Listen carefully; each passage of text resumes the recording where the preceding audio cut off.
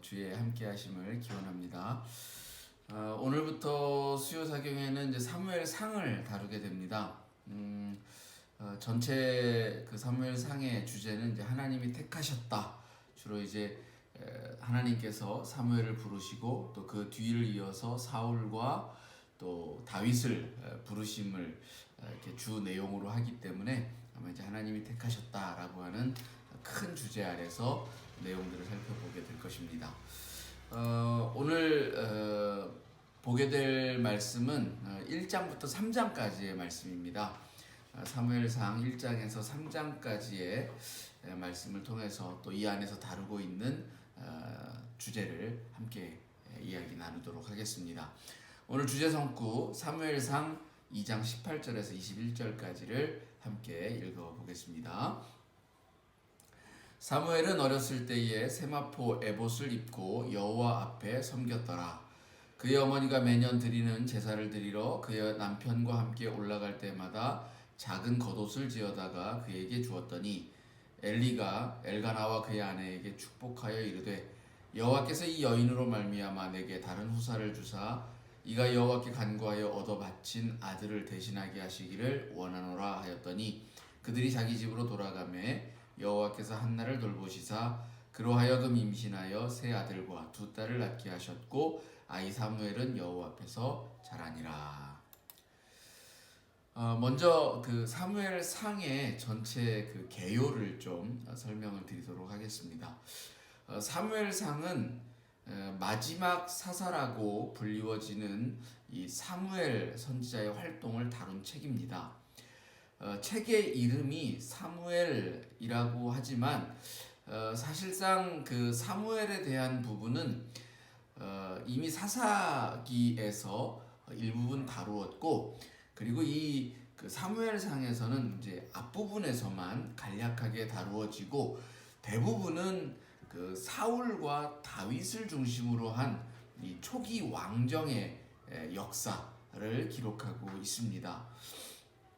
그러니까 이스라엘의 마지막 사사였던 이 사무엘은 시대적인 전환기, 그러니까 이 사사 시대에서 왕정 시대로 넘어가는 이 과도기에 속하였던 그런 인물이라고 볼 수가 있는 것이죠. 그의 이야기를 통해서 이 시대적인 변화와 전환이 이루어지는 것을 하나님께서 보여주시고 있다. 이렇게 보시면 되겠습니다. 사실 그 사사라고 하는 것은 그에게 그 세 가지 그 구약 시대에 이렇게 나누어져 있었던 것들이 하나로 통합되어지는 그 역할을 볼 수가 있죠. 그게 무엇이냐면 제사장적 역할, 그리고 예언자적 역할, 그리고 백성들의 지도자로서의 왕적 역할이 사실은 이 사사라고 하는 그 인물 안에는 이 세 역할이 다 이렇게 포함되어져 있고 하나로 합쳐져 있습니다. 근데 그런 것이 점차 이제 그 시대를 달리하면서 분화되어지고 각 개별적인 역할들을 나누는 그러한 말하자면 이제 전문화되어지고 세분화되어지는 시대로 바뀌어가고 있다. 이렇게 보시면 됩니다. 그래서 이 그 사사로서 사무엘을 이렇게 보면 이 세 가지 역할이 다 드러나 있는데요. 하나는 이제 이스라엘 백성들의 지도자로서 하나님의 그 율법에 대한 순종을 요구하고 있는 장면. 이것은 어쩌면 이제 제사장적인 역할을 함과 동시에 실질적으로 제사를 주관하는 일들을 행하였죠. 미스바에서라든지 베델에서라든지 등등에서 이 이스라엘 백성들을 위하여서 하나님께 제사하는 그런 제사장적 역할을 하고 있었죠. 또한 군대 지도자로서 또 이스라엘 백성들을 이끌고 블레셋과의 전쟁에 참여하였고 또 승리를 거두기도 했습니다. 뿐만 아니라 그 이 이스라엘 백성들과 또 이 하나님 사이에서 예언자직 역할을 하면서 또 중재하는, 그러니까 왕을 세워달라고 하는 백성들의 요구를 하나님께 전하고 또 하나님께로부터 메시지를 받아서 백성들에게 증거하는. 그래서 이제 이 백성들이 왕을 요구할 때에 그 이면에 있는 하나님을 향한 불신앙을 꿰뚫어보고 또 그것을 비판하면서 왕정을 도입하는 것에 대한 경고의 메시지, 하나님의 그런 메시지도 또 전하기도 했죠. 그리고 또 이 예언자로서의 어떤 시대적인 사명 속에서 또 젊은 사울에게 기름을 부어서 왕을 삼습니다. 그러니까 이제 시대적인 어떤 변화 속에서 왕정의 시대로 가는 것은 어쩔 수 없는 어떤 역사적인 그런 전환의 큰 물줄기이다라고 하는 것을 받아들이고 또 그 안에서 행할 수 있는, 즉 하나님께서 사무엘에게 맡겨준 그런 사명들을 감당하는 그런 일환으로서의 사울에게 기름을 붓고 왕을 삼는 그런 모습을 볼 수가 있죠. 그리고 이렇게 이제 세움을 받은 사울이 점차 처음 세워질 때의 모습이었던, 그러니까 인간적으로 볼 때나 신앙적으로 볼 때나 이스라엘의 모든 이들 중에서 가장 뛰어났던 그런 모습들은 이제 점차 사라지고 온데간데 없어지고 이 교만하여짐으로 인하여서 하나님께서 사울에게 베푸셨던 그 모든 은혜들을 거두는 모습도 보게 되어집니다. 심지어 내가 사울을 왕 세운 것을 후회하신다라고 하는 말씀까지도 하시죠. 사무엘은 이런 모습들을 지켜보면서 매우 슬퍼하였고, 그리고 결국 이 사무엘 상의 이야기는 사울이 블레셋과의 전투에서 결국 전사하고 마는 것으로 마무리가 되어집니다. 사무엘 상의 이야기는 이제 그렇게 다루어지고 있고요. 오늘 저희가 살펴보는 1장에서 3장까지는 이 사무엘의 탄생과 소명을 주제로 다루고 있습니다. 사무엘의 부모였던 엘가나와 또 한나에게는 자식이 없었습니다. 생겨나지 않았죠. 그래서 한나는 이 실로의 성전에서 하나님께 간절히 기도하였고 마침내 그 기도를 통하여서 하나님의 응답을 받고 사무엘을 얻게 되었습니다. 한나는 이 하나님께서 만일 자식을 주시면 그를 하나님께로 드리겠다, 즉 하나님께 바치기로 그렇게 약속, 즉 서원을 하였고, 실제로 이제 사무엘을 얻고 나자 젖을뗀 후에 자신의 서원을 실행하여서 엘리 제사장에게 이 사무엘을 맡기게 되어집니다. 그리고 2장 1절에서 10절까지는 이 한나가 드리는 감사의 찬양 부분입니다. 그래서 이제 자신의 상황을 변화시키고 또 기도를 들어주신 하나님을 찬양을 하고 있죠. 그리고 이어지는 11절에서 36절은 당시 실로 성전의 제사장이었던 엘리 제사장의 두 아들인 홈니와 비느하스의 악한 행실을 보도하고 있습니다. 이 홈니와 비느하스는 하나님께 바쳐진 제물을 개인이 착복함으로써 제사장직을 오남용하였습니다. 그렇게 그런 모습들이 엘리, 즉 아버지 되는 엘리 제사장에게 몇 번 발각이 되어져서 경고를 받았습니다만 그럼에도 불구하고 그들의 악행을 그치지 않았습니다. 결국 한 예언자가, 이름 없는 무명의 예언자가 엘리 가문에 대한 저주를 이야기하죠. 결국 그 저주의 예언대로 두 아들이 한날에 죽는 그런 결과로 나타나게 됩니다. 3장으로 가면 이제 이와 비교하여서 엘리의 두 아들과 비교하여서 어린 사무엘의 성전에서의 섬김을 바탕으로 한 새 제사장 계열, 즉 엘리 가문의 제사장 가문의 계열이 이제 단절이 되어지고 사무엘이라고 하는 새로운 가문으로의 제사장이 가문이 이동하여 가는 그것이 이제 예고가 되어집니다. 그리고 이제 사무엘이 3번에 걸쳐서 이렇게 하나님으로부터 부름받는 소명이 기록되어져 있죠. 그래서 하나님의 영을 받은 사무엘이 예언을 하게 됩니다. 그리고 그 예언을 통해서 다시 한번 사무엘은 그 엘리의 두 아들에 대한 징벌을 증거하게 되죠. 1장에서 3장의 내용을 저희가 좀 살펴보았는데요. 사실 이제 1장에서 또 3장까지 다루고 있는 사무엘의 탄생과 소명 속에서 또 가장 두드러지는 하나의 그 핵심적인 이야기를 말하라고 한다면 단연 한나의 기도라고 말할 수 있을 것 같습니다. 특별히 한나는 서원 기도를 드리고 있죠. 당시에 이 한나의 시대에는 뭐 우리의 경우에도 그렇게 멀지 않은 과거에 결혼을 했는데 여인이 자녀를 갖지 못한다면 굉장히 큰 수치와 부끄러움을 당하던 그런 시대였습니다. 더구나 그 엘가나의 남편이었죠. 엘가나의 다른 아내인 분인나에게는 자녀가 있었습니다.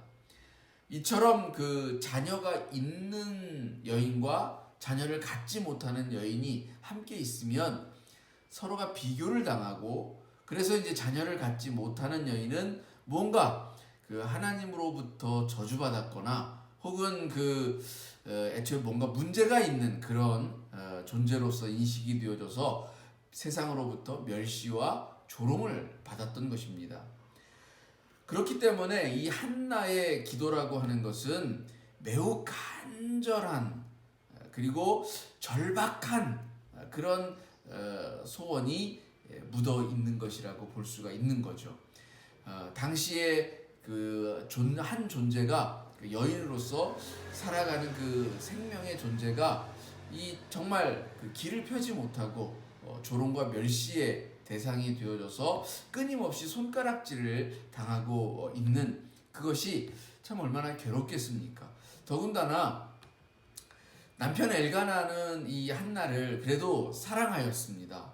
그러니까 이 사랑을 받으면서 자기가 해야 한다라고 하는 당연히 해야 할 도리라고 생각하고 있는 그 일을 제대로 해내지 못할 때에 갖는 그런 압박이나 강박이라고 하는 것은 굉장히 심하다라고 말할 수 있을 거예요.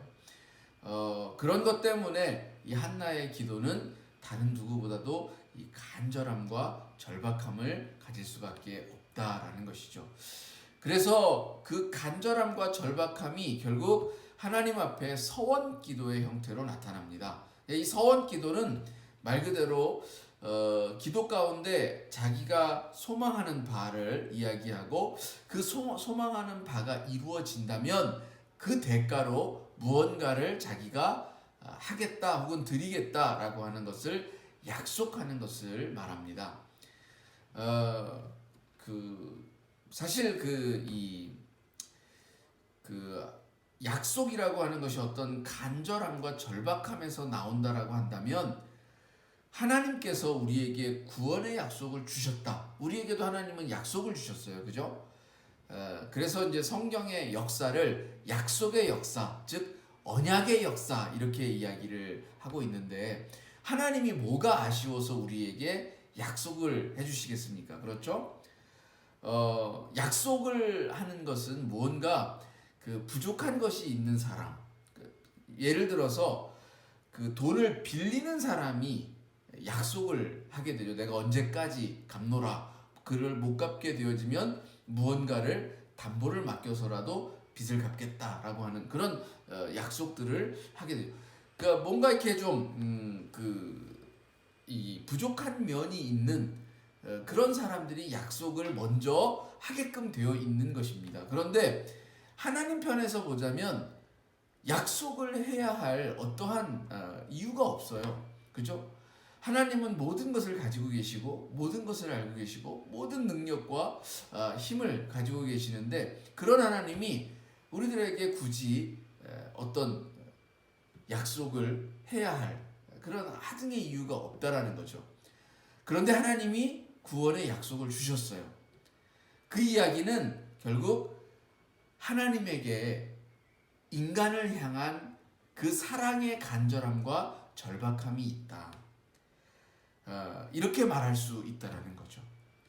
여러분 하나님의 이 절절한 그 사랑의 절박함 이게 느껴지십니까? 그 간절함이 느껴지시냐라는 것이죠. 하나님은 그 어떤 약속으로 우리에게 어떤 대가도 바라지 않으세요. 사실 우리들에게 바라는 거는 그저 하나님이 베푸시는 그 구원을 받아들이라는 것 뿐이죠. 받아들여라. 나는 그냥 아무 대가 없이 내어준다. 그러니 너희들은 받아들이기만 하여라 라고 하는 것이 사실 하나님의 약속인데, 이 얼마나 놀라운 약속이라고 할 수 있습니까? 그만큼 우리 사람에 대한 간절함과 절박함이 있다라는 거예요. 그렇지만 서원 기도는 함부로 해서는 안 됩니다. 사실 성경을 쭉 이렇게 보면 이 서원 기도는 굉장히 좀 아주 무시무시한 내용을 담고 있습니다. 예를 들어서 만약에 어떤 사람이 서원 기도를 하였다면 반드시 지키라고 이야기하고 있어요. 민수기 30장 2절에 보면 사람이 여호와께 서원을 하였거나 결심하고 서약하였다면 깨뜨리지 말고 그가 입으로 말한 대로 다 이행할 것이니라 라고 하고 있고요. 또 신명기 23장 21절에도 내 하나님 여호와께 서원하거든 갚기를 더디하지 말라. 내 하나님 여호와께서 반드시 그것을 내게 요구하시리니 더디면 그것이 내게 죄가 될 것이라. 사실 무섭습니다. 함부로 해야 될 것이 아니다라는 거예요. 그래서 어쩌면 예수님은 우리들에게 마태복음 5장 33절 이하에서 이렇게 말해주고 있습니다. 또 옛사람에게 말한 바 헛맹세를 하지 말고 내 맹세한 것을 주께 지키라 하였다는 것을 너희가 들었으나 나는 너희에게 이르노니 도무지 맹세하지 말지니 하늘로도 하지 말라 이는 하나님의 보좌이며 땅으로도 하지 말라 이는 하나님의 발등상이며 또 예루살렘으로도 하지 말라 이는 큰 임금의 성임이요 내 머리로도 하지 말라 이는 내가 한 터럭도 희고 검게 할 수 없음이라. 함부로 해서는 안 돼요. 예수님은 그 약속을 반드시 지키라고 하는 그런 구약의 말씀을 인용을 하시면서 그래 이 말씀 너희들 잘 알고 있고 들어봤을 거야. 그렇지만 나는 너희들에게 이야기한다. 도무지 어떠한 맹세도 하지 말아라. 그만큼 우리 인간은 어떤 약속을 이행하기가 특별히 하나님 앞에서 어떤 약속을 이행한다라는 것이 결코 쉽지 않다라는 거예요. 인간은 믿음과 신의를 쉽게 배반할 수 있는데 거기에는 특별히 자기가 원치 않아도 내가 약속을 깨고 싶지 않아도 환경이 그렇게 만들 수도 있기 때문에 그렇습니다. 사실 누구든 약속을 하고 나면 처음 약속할 때에는 다 지키고 싶죠. 그리고 반드시 지킬 것이다라고 확신을 하죠. 그런데 시간이 흘러서 무언가 상황이 바뀌고 어찌할 수 없는 어떤 환경에 처하게 되면 마음은 약속을 지키고 싶은데 도저히 지킬 수 없는 여건이 되어서 약속을 이행하지 못하는 경우도 있더라는 거예요. 그런 경우에 사실은 성경에 비추어 보면 구약에 비추어 보면 그런 경우에도 어떤 이해나 용서의 여지가 없어요. 그냥 무조건 지켜야 되는 거예요. 어떤 경우에라도. 그렇지만 예수님은 바로 어떤 면에서는 우리 인간을 이해하시고 또 우리의 어떤 상황이나 환경 이런 것들을 용납하시면서 그런 부분들 때문에라도 더욱 이 약속을 하지 말아라. 차라리 아무 약속도 하지 말아라 라고 하는 것을 전해주고 있다. 이렇게 보실 수가 있는 것입니다. 대표적인 성경에 나오는 서원 기도를 몇 가지 말씀드리는 것으로 오늘 이야기를 마쳐볼까 합니다. 여러분 서원 기도하면 누구의 기도가 생각이 나십니까? 제일 먼저는 야곱의 서원이 생각이 나죠. 창세기 28장 20절에서 22절 보면 이렇게 야곱이 서원을 합니다. 야곱이 서원하여 이르되 하나님이 나와 함께 계셔서 내가 가는 이 길에서 나를 지키시고 먹을 떡과 입을 옷을 주셔 내가 평안히 아버지 집으로 돌아가게 하시오면 여호와께서 나의 하나님이 되실 것이요 내가 기둥으로 세운 이 돌이 하나님의 집이 될 것이요 하나님께서 내게 주신 모든 것에서 10분의 1을 내가 반드시 하나님께 드리겠나이다 하였더라. 야곱이 그 아버지의 이삭과 또 어머니 리브가의 집을 떠나서 바단 아람으로 형 에서의 눈을 피해서 도망할 때에 하나님께 서원하는 그런 장면이죠. 그리고 또 여기 이제 예전에 사사 시대 때에 공부했던 사사 입다의 서원 기도가 있습니다. 사사기 11장 30절에서 31절에 이 입다가 여호와께 서원하여 이르되 주께서 과연 암몬 자손을 내 손에 넘겨주시면 내 집 문에서 나와서 나를 영접하는 그는 여호와께 돌릴 것이니 내가 그를 번제물로 드리겠나이다 하니라. 바로 이것, 사실 이 입다의 서원, 이런 것이 우리 인간의 참 경솔한 서원 기도가 될 수 있다라는 거죠. 왜냐하면 입다는 이 서원 기도로 말미암아서 암몬을 물리치고 돌아올 때에 그를 환영하는 제일 먼저 나와서 환영하고 맞이하였던 사람이 누구였는가? 바로 자기의 딸이었다라는 겁니다. 결국 자기가 서원한 대로 그 하나님께 자기 딸을 제물로 드리게 되는 그런 참 안타까운 상황을 맞이했다라는 거죠. 그리고 오늘 본문에 그 한나의 서원이 있습니다. 오늘 사무엘상 1장 11절에 한나가 이렇게 서원합니다. 서원하여 이르되 만국의 여호와여 만일 주의 여종의 고통을 돌보시고 나를 기억하사 주의 여종을 잊지 아니하시고 주의 여종에게 아들을 주시면 내가 그의 평생에 그를 여호와께 드리고 삭도를 그의 머리에 대지 아니하겠나이다. 그래서 실제로 한나 역시 이 사무엘을 낳고 젖을 뗀 후에 그 엘리 제사장이 있는 성소에 보내서 그곳에서 자라게 하고 하나님의 종으로 바치게 되어집니다. 여러분은 어떤 기도의 제목들을 가지고 계십니까? 그리고 또 혹 어떤 그런 간절함과 또 정말 원하는 어떤 그런 소망을 위하여서 하나님께 이런 서원 기도를 혹시 드려본 적이 있으십니까? 오늘 이런 그 한나의 기도, 또 입다의 기도, 야곱의 서원 기도, 또 우리 주님이 들려주시는 그런 말씀들을 통해서 볼 때 여러분은 이제 서원 기도에 대해서 어떤 생각이 드십니까? 질문을 드려보도록 하겠습니다. 한나처럼 이 서원 기도를 드릴 만큼 간절한 기도의 제목이 있으십니까? 그리고 있다면 그것을 위해서 어떻게 기도하고 계십니까? 이 질문을 한번 드려보고 싶고요.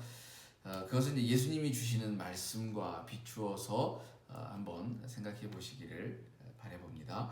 두 번째 질문은 그 엘리 대제사장의 아들들 홈리와 비느하스 죄에 대해서 제가 말씀을 드렸는데 한 번 더 그 죄가 무엇이고 그리고 그 죄가 끼친 영향은 어떤 것인가를 여러분 성경을 통해서 다시 한번 생각해 보시기를 원합니다.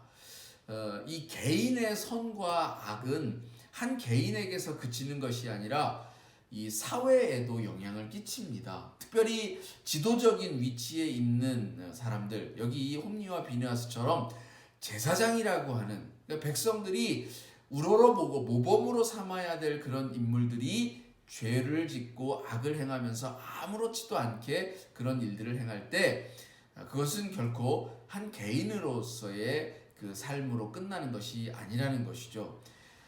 그렇게 비추어 본다면 나의 실천은 어떤 모양을 하고 있고 그것이 내 주변의 사람들에게 어떤 영향을 끼칠까라고 하는 것을 생각해 보기를 원합니다. 여러분 어떠신가요? 마지막 질문입니다. 사무엘이 하나님으로부터 부름받은 이유는 무엇이라고 생각을 하십니까? 3번씩이나 하나님께서 사무엘을 부르시고 마침내 하나님의 영이 그에게 임하여지고 하나님께로부터 쓰임받는 삶을 살아가게 되어지는데요. 그의 시대적인 소명과 사명은 어떤 것이었을까? 그리고 그 말씀에 비추어 볼 때 오늘 나의 삶은 하나님의 부르심을 받은 삶인가? 모든 우리 하나님의 자녀들은 하나님께로부터 부름받은 자의 삶입니다.